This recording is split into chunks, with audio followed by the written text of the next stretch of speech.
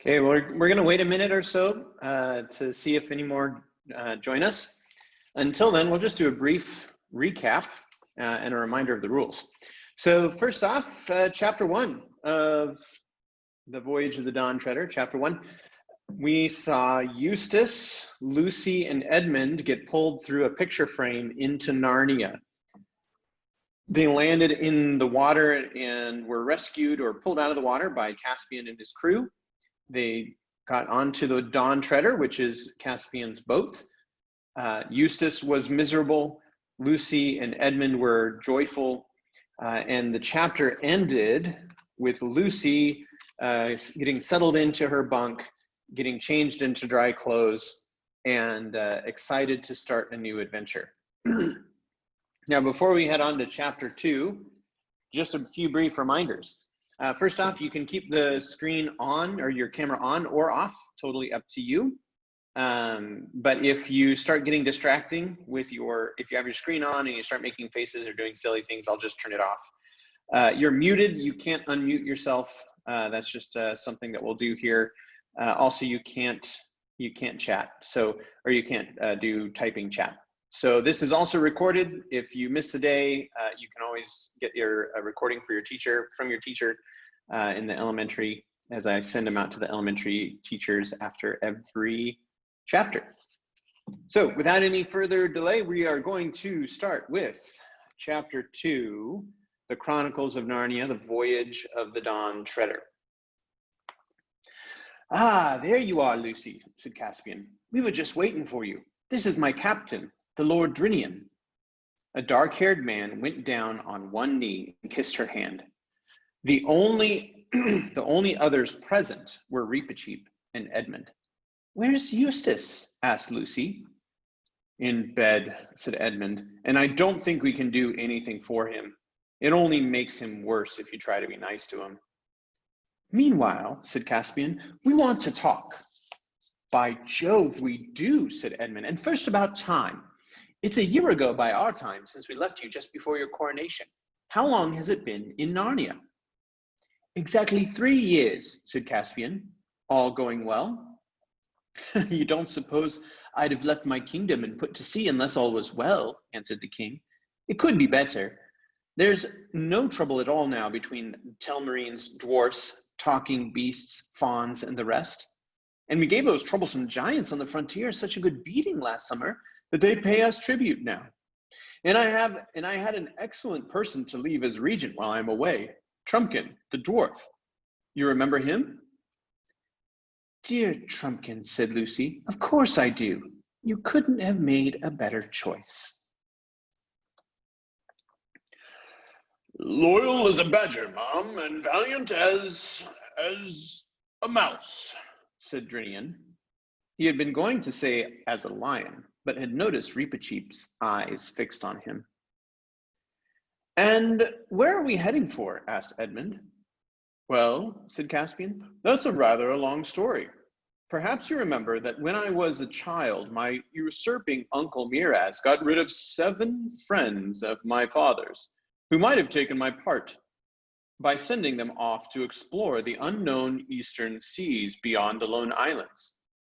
Yes, said Lucy, and none of them ever came back.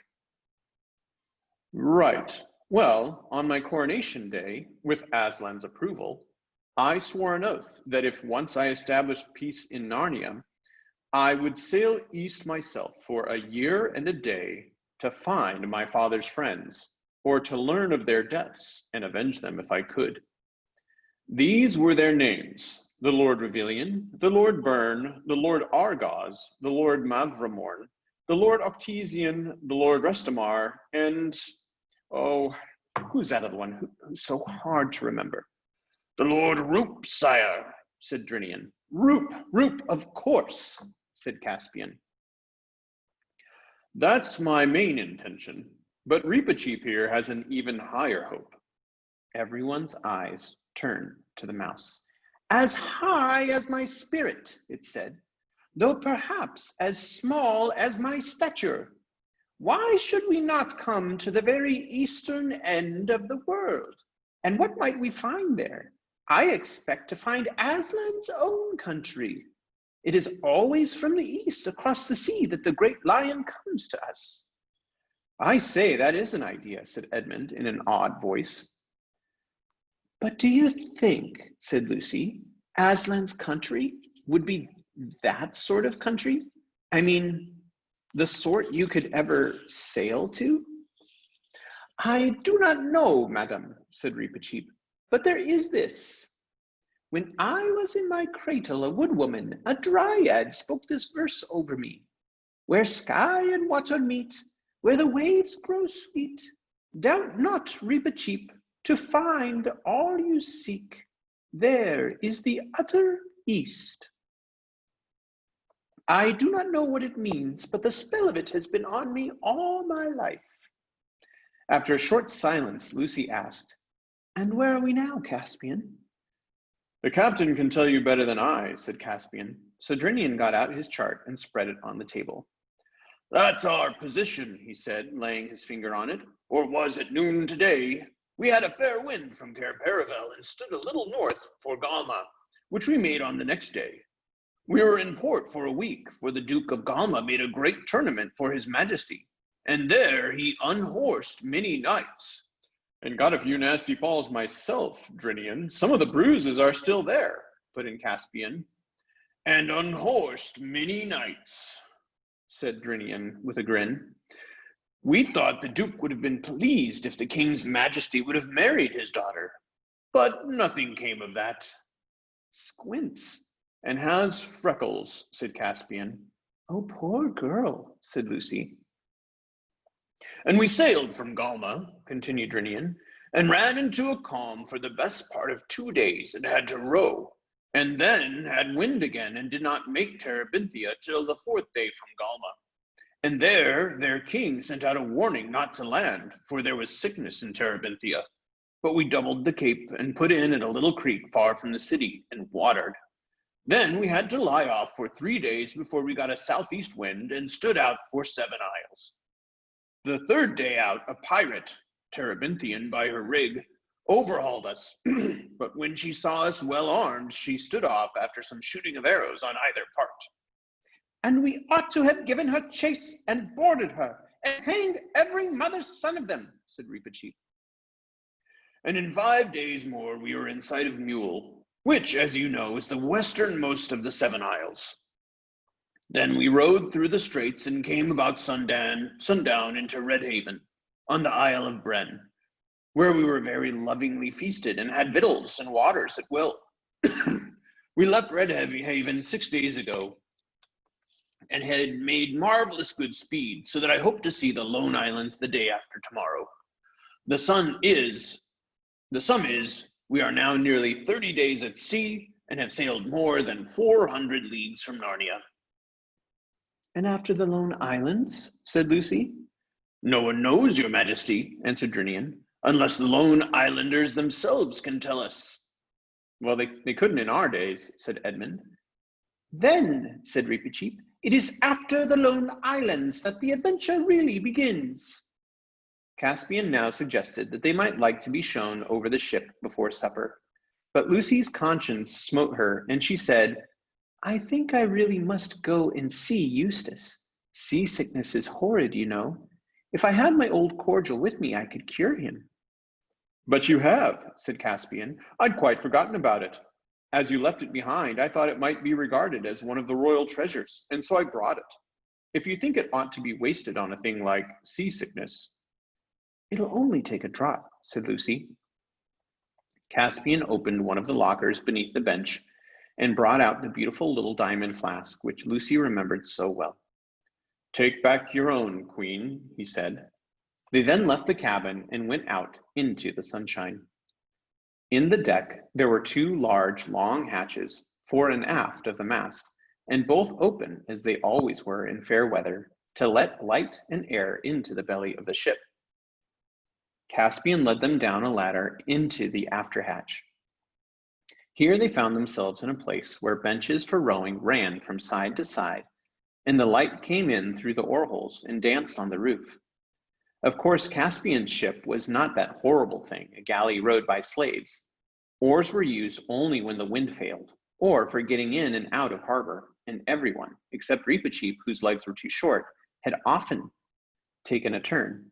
At each side of the ship, the space under the benches was left clear for the rowers' feet, but all down the center there was a kind of pit which went down to the very keel, and this was filled with all kinds of things: sacks of flour, casks of water and beer, barrels of pork, jars of honey, skin bottles of wine, apples, nuts, cheese, biscuits, turnips, sides of bacon.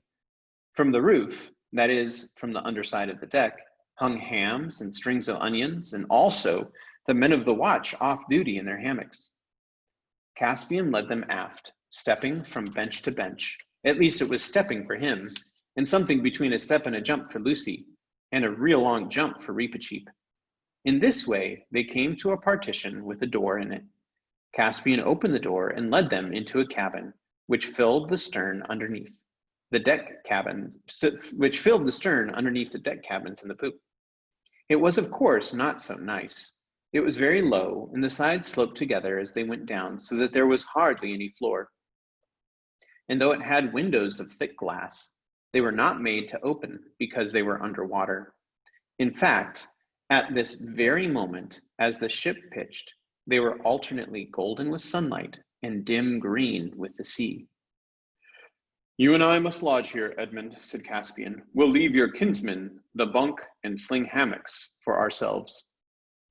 "I beseech your majesty," said Drinian. "No, no, shipmate," said Caspian. "We have argued all that out already.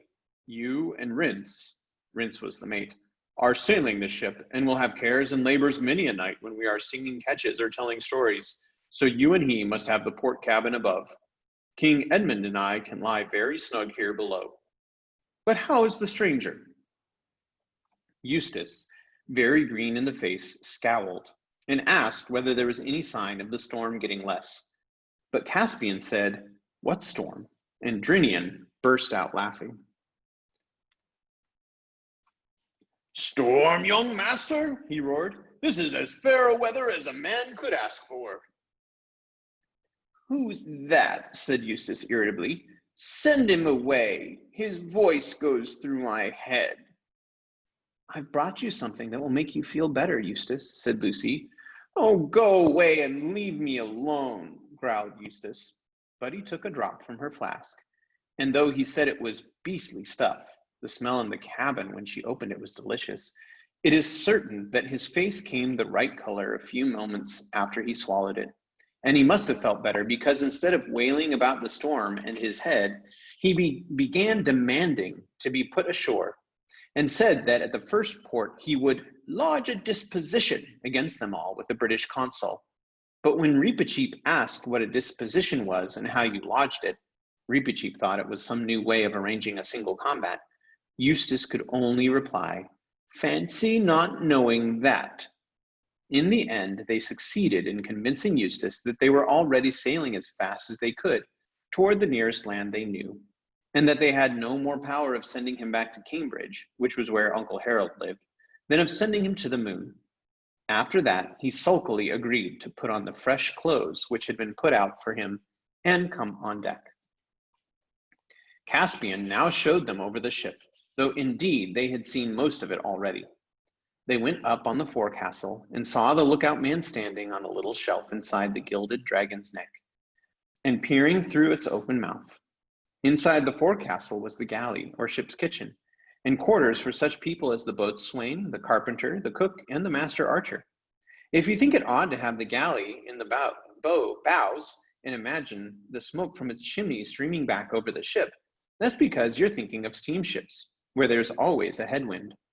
On a sailing ship, the wind is coming from behind, and anything smelly is put as far forward as possible. They were taken up to the fighting top, and at first it was rather alarming to rock to and fro there and see the deck looking small and far away beneath. You realize that if you fell there was no particular reason why you should fall on board rather than in the sea. Then they were taken to the poop, where Rince was on duty and another man at the great tiller. And behind that, the dragon's tail rose up, covered with gilding, and round inside it ran a little bench. The name of the ship was Dawn Treader. She was only a little bit of a thing compared with one of our ships, or even with the cogs, dromons, carracks, and galleons which Narnia had owned when Lisa and Edmund had reigned there under Peter as the High King, for nearly all navigation had died out in the reigns of Caspian's ancestors. When his uncle Miraz, the usurper, had sent the 7 lords to sea, they had had to buy a Galmian ship and man it with hired Galmian sailors. But now Caspian had begun to teach the Narnians to be seafaring folk once more, and the Dawn Treader was the finest ship he had built yet. She was so small that forward of the mast there was hardly any deck room between the central hatch and the ship's boat on one side and the hen coop, Lucy fed the hens, on the other. But she was a beauty of her kind, a lady, as the sailors say, her lines perfect, her colors pure, and every spar and rope and pin lovingly made. Eustace, of course, would be pleased with nothing and kept on boasting about liners and motorboats and aeroplanes and submarines. As if he knew anything about them, muttered Edmund. But the other 2 were delighted with the Dawn Treader, and when they returned aft to the cabin and supper and saw the whole western sky lit up with an immense crimson sunset, and felt the quiver of the ship, and tasted the salt on their lips, and thought of unknown lands on the eastern rim of the world, Lucy felt that she was almost too happy to speak. What Eustace thought had best be told in his own words. For when they all got their clothes back, dried the next morning, he at once got out a little black notebook and a pencil and started to keep a diary. He always had his notebook with him and kept a record of his marks in it. For though he didn't care much about any subject for its own sake, he cared a great deal about marks, and would even go to people and say, "I got so much. What did you get?" But as he didn't seem likely to get many marks on the Dawn Treader, he now started a diary. This was the first entry. August 7th. Have now been 24 hours on this ghastly boat, if it isn't a dream. All the time a frightful storm has been raging. It's a good thing I'm not seasick. Huge waves keep coming in over the front, and I have seen the boat nearly go under any number of times. All the others pretend to take no notice of this, either from swank or because Harold says one of the most cowardly things ordinary people do is to shut their eyes to facts. It's madness to come out into the sea in a rotten little thing like this, not much bigger than a lifeboat, and of course, absolutely primitive indoors. No proper saloon, no radio, no bathrooms, no deck chairs. I was dragged all over it yesterday evening, and it would make anyone sick to hear Caspian showing off this funny little toy boat as if it was the Queen Mary.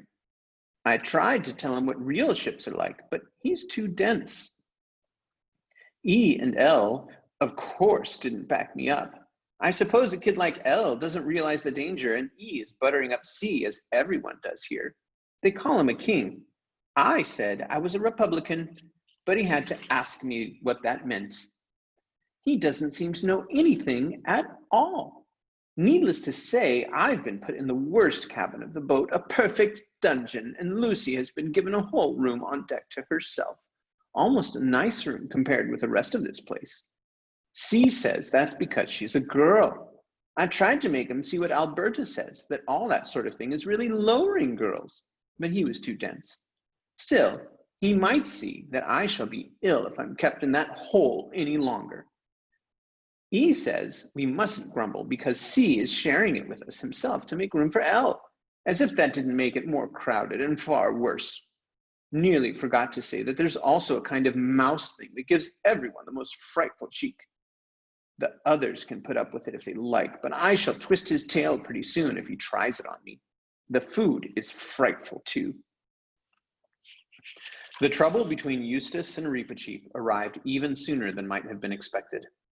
Before dinner next day, when the others were sitting round the table, being at sea gives one a magnificent appetite, Eustace came rushing in, wringing his hand and shouting out, "That little brute has half killed me. I insist on it being kept under control. I could bring an action against you, Caspian. I could order you to have it destroyed." At the same moment, Reepicheep appeared. His sword was drawn, and his whiskers looked very fierce, but he was as polite as ever.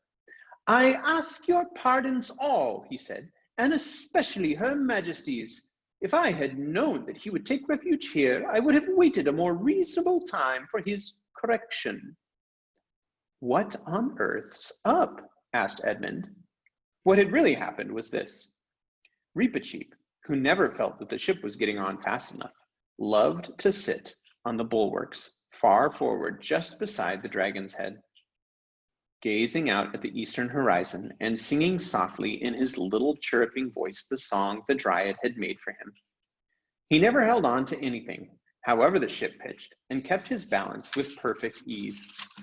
Perhaps his long tail hanging down to the deck inside the bulwarks made this easier. Everyone on board was familiar with this habit, and the sailors liked it because when one was on lookout duty, it gave one somebody to talk to. Why exactly Eustace had slipped and reeled and stumbled all the way forward to the forecastle, he had not yet gotten his sea legs, I never heard. Perhaps he hoped he would see land, or perhaps he wanted to hang about the galley and scrounge something. Anyway, as soon as he saw that long tail hanging down, and perhaps it was rather tempting, he thought it would be delightful to catch hold of it, swing Reepicheep around by it once or twice upside down, then run away and laugh. At first the plan seemed to work beautifully. The mouse was not much heavier than a very large cat. Eustace had him off the rail in a trice, and very silly he looked, thought Eustace, with his little limbs all splayed out and his mouth open. But unfortunately, Reepicheep, who had fought for his life many a time, never lost his head even for a moment, nor his skill.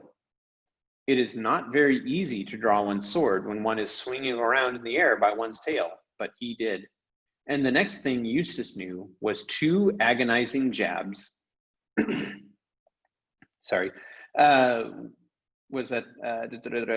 knew was two agonizing jabs in his hand, which made him let go of the tail. And the next thing after that was that the mouse had picked itself up again as if it were a ball bouncing off the deck. And there it was facing him, and a horrid, long, bright, sharp thing like a skewer was waving to and fro within an inch of his stomach. This doesn't count as below the belt for mice in Narnia, because they can hardly be expected to reach higher. Stop it, spluttered Eustace. Go away. Put that thing away. It is not safe. Stop it, I say. I'll tell Caspian. I'll have you muzzled and tied up. Why do you not draw your own sword, poltroon? Cheeped the mouse. Draw and fight, or I'll beat you black and blue with a flat. I haven't got one, said Eustace. I'm a pacifist. I don't believe in fighting. Do I understand, said Reepicheep, withdrawing his sword for a moment and speaking very sternly, that you do not intend to give me satisfaction? I don't know what you mean, said Eustace, nursing his hand. If you don't know how to joke, I shan't bother my head about it.